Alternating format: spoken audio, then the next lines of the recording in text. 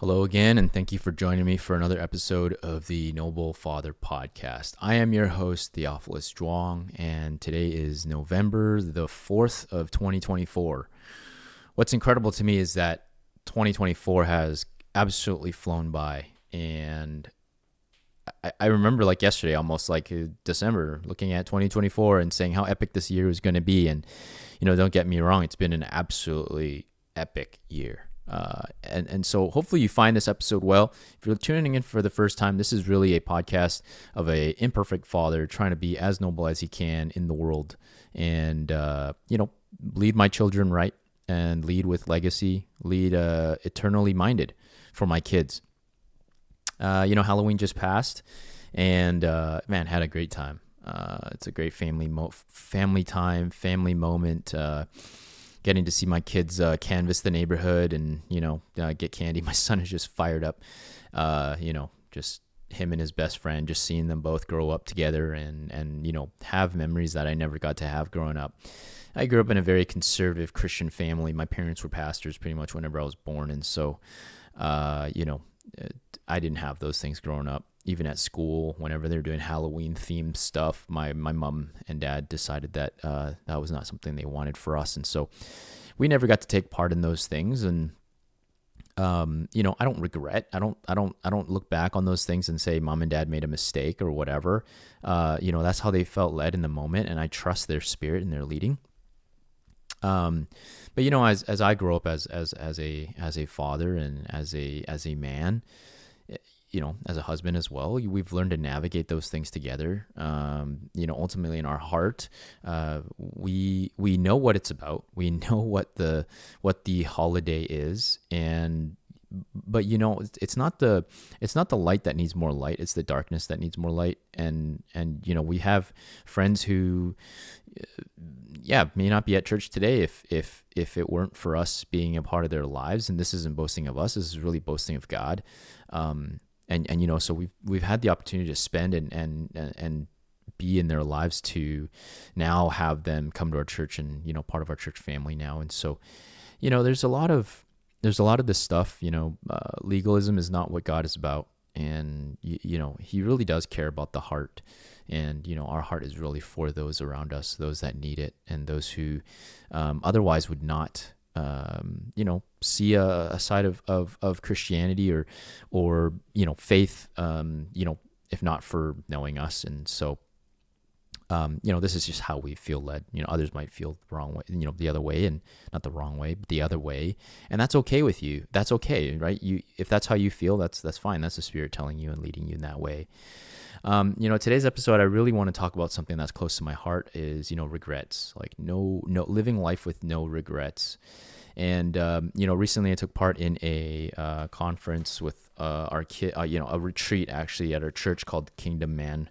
And, the main topic really was no regrets. So if you're tuning in this on audio, I highly recommend you check out the YouTube of this version of this episode, because I'm going to be showing some pictures and I'm holding up a pamphlet of a booklet of our conference, and you can see the title. It says No Regrets, and it just has 2 Timothy chapter 4 verse 7 on it, and it's just, I have fought the good fight, I have finished the race, and I have remained faithful. I think of regrets all the time is, why do I think of, regrets all the time? Because you'll hear me talk about being present all the time. Being present really is living without regrets. It's like, okay, should I be working on my business, or should I go, pick up my kids from school? Or, my kids are having fun. Should I go over and then roughhouse with them a little bit? I'm not going to have them forever at this age. And so, what is your priority? You should always be making that decision in the moment. What should I be doing in this present moment? What is pressing for me? There's going to be times where things are critical and things need to be done in the moment. Understandable.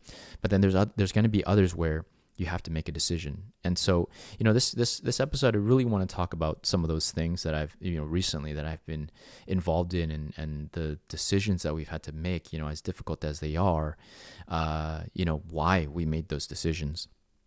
Kids aren't young forever, right? And so, like, you always hear that. You hear that from people whose kids are no longer with them. They're like, man, enjoy this time with them because they're not going to be young forever. And I think back on my own kids, as babies and infants, right? Like, Do I miss that time? Absolutely.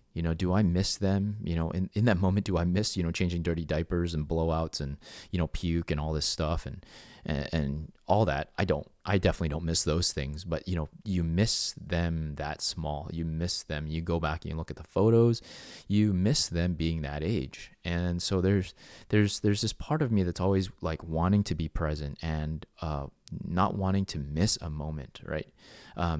Sadly, just yesterday at church, pastor told us about a family who had just lost a loved one. Their daughter's husband passed away at the age of 37.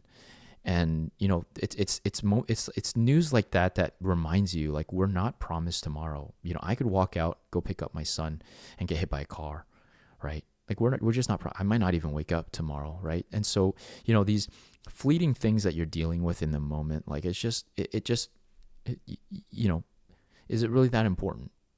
Yes, it's important, but in the grand scheme of things, like, which one can you afford to drop? If it's a bouncy ball, drop it. If it's a globe of glass, don't drop that, right? You got things that you can't drop, and you need to be present with those things. And in living this way, as fathers, right, we're not merely here, right, living in the present, but we're also eternally minded. We're also thinking about the future, thinking about the future generations, right? You don't lead your children well, what kind of lives do you think they're going to lead, right? And the decisions you make and the mistakes and the missteps that you take as a father ultimately affect your children as well. And so you're talking about generational ripples that you're sending down the line, right? Alcoholic father, right? The results of that is not going to be good, right? A father that's a criminal, right, leading a life of crime is not going to lead your children in any kind of meaningful generational. Grandchildren are never going to have a good future because of that. And so, as fathers, we really need to live eternally minded. Like, what are the things that we're doing? Are you willing to get to the end of the road and look back on your life and think, man, I really should have started that business, or man, I really should have, taken that fork in the road the other way. This episode really is, to talk about some stuff like that. So, in 2019, things were going well for us. And my business, doing digital marketing was thriving.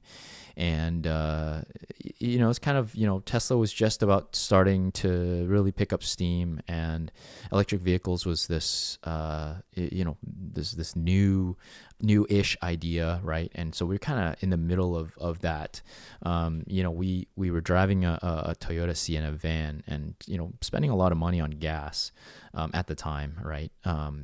And, we made the decision to want to go try out an electric vehicle, learning it from friends and what have you. And, last episode talked about no doubt, right? No doubt in the past and the things that we did, decisions we made in the past, right? In the moment, really it was a decision in the moment of like, yeah, we need to get ourselves our own vehicle. There were rebates. We also cared about the climate, whatever you want to believe about that. I don't really know where I stand on that. Do I believe it or do I not believe it? I still don't really have any kind of a position. Anyways, we made the mistake of going to go try out the vehicle, and we ended up walking away with an order. And could we afford it at the time? Probably. We probably could have paid for it, outright if we wanted to, but we chose not to and went the finance route. And we're still eating that cost, right? But we don't regret that decision to buy it, right? Because in the moment, it's just a money decision. We needed a car as well, and just like some of the friends that we had, through that purchase of that vehicle, we never would have had if not for the purchase. And so, there's so many things that God has enlightened us to that it made that decision. Like, oh, this is a good decision you've made. Obviously, through COVID, it was difficult.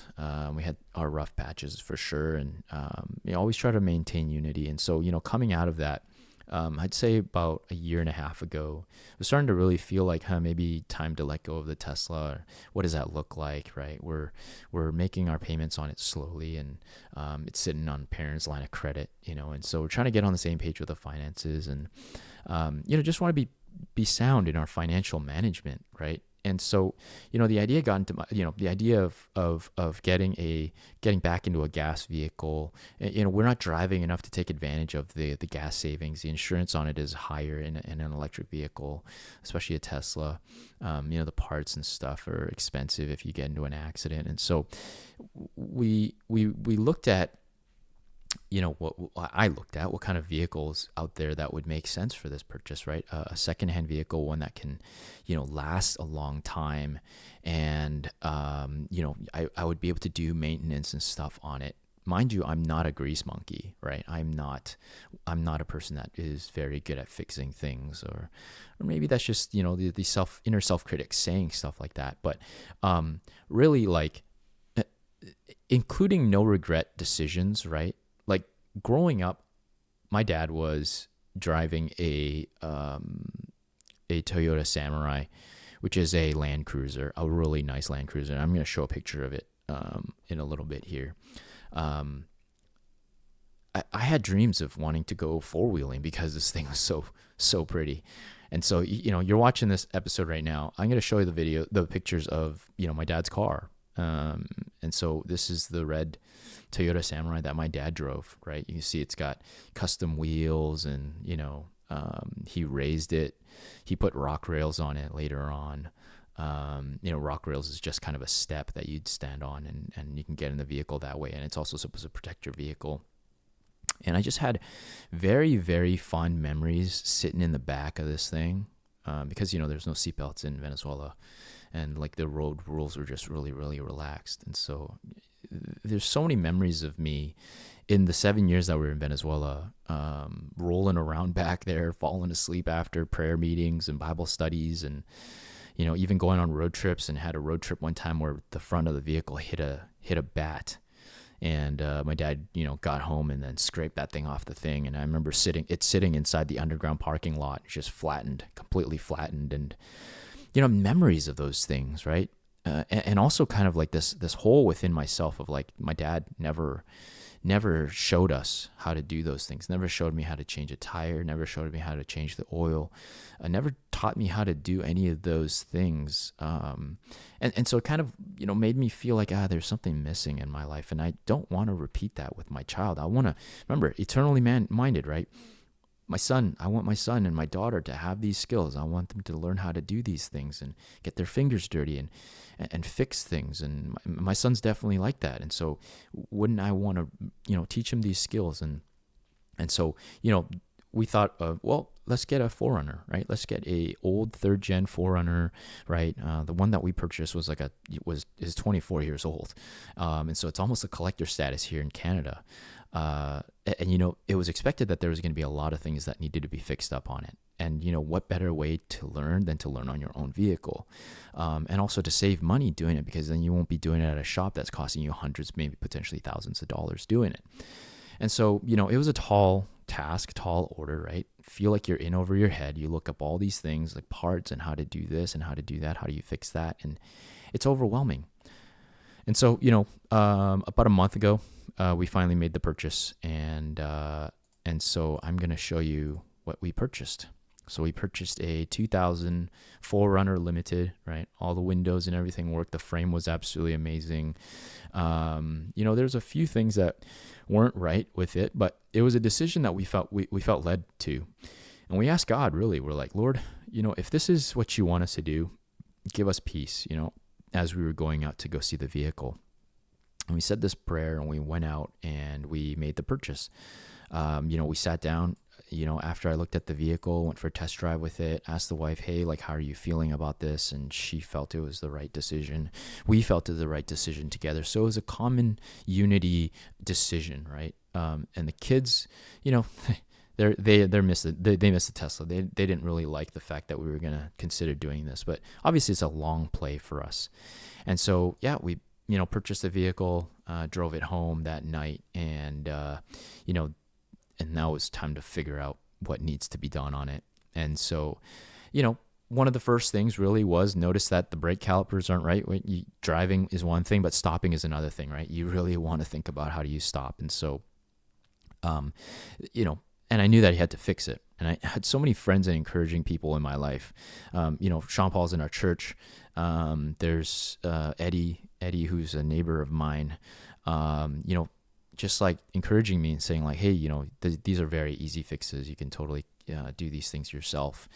And so, one of the first jobs that I took on was really the left passenger window motor was broken. And so had to go in there, fix it, borrowed some tools from my friends, opened the thing up, watched the videos, and lo and behold, I fixed it.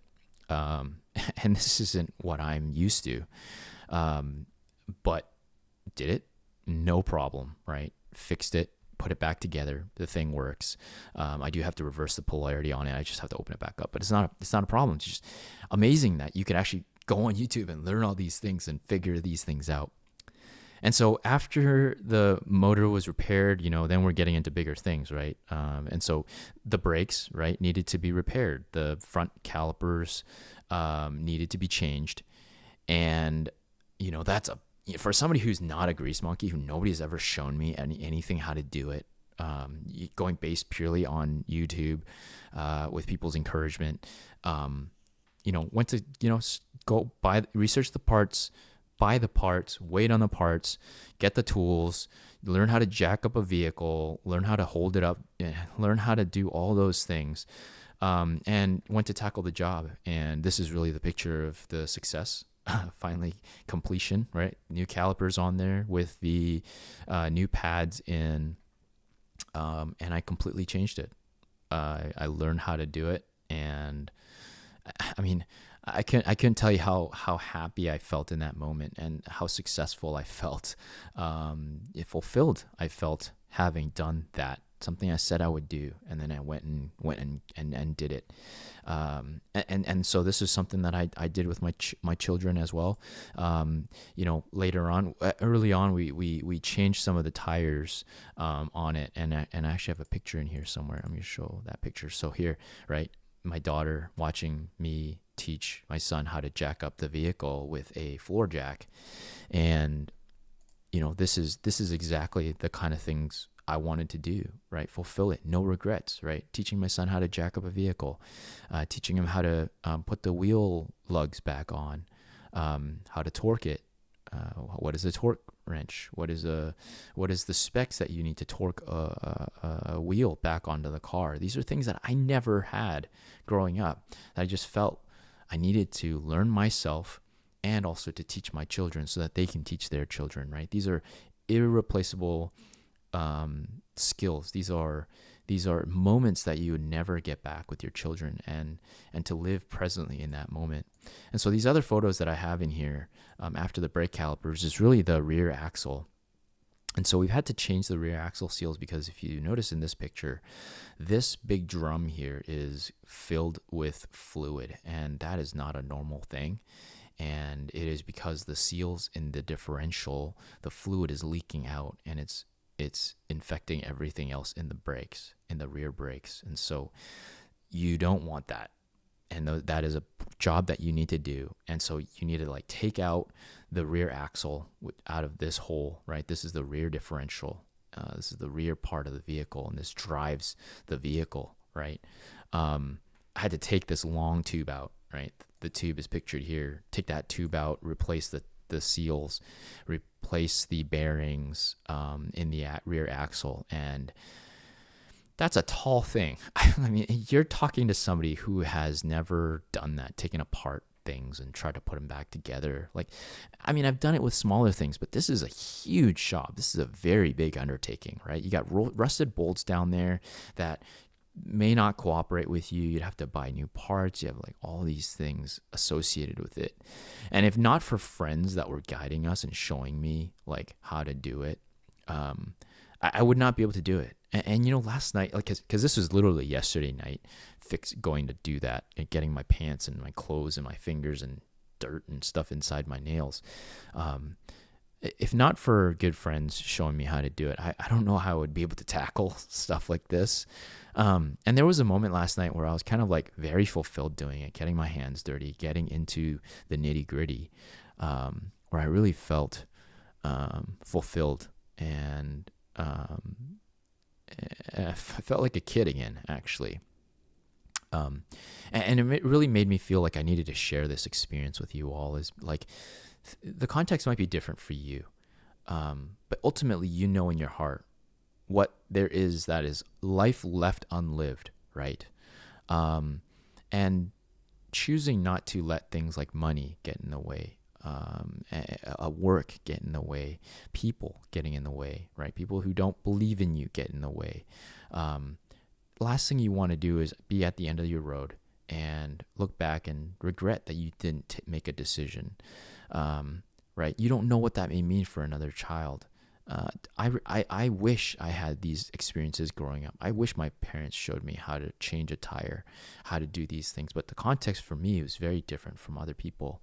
And, I'm okay with that journey, but I'm at this point now where I have the opportunity to figure out for myself, what is it you want to do? What is it you want to learn? How do you want to learn it?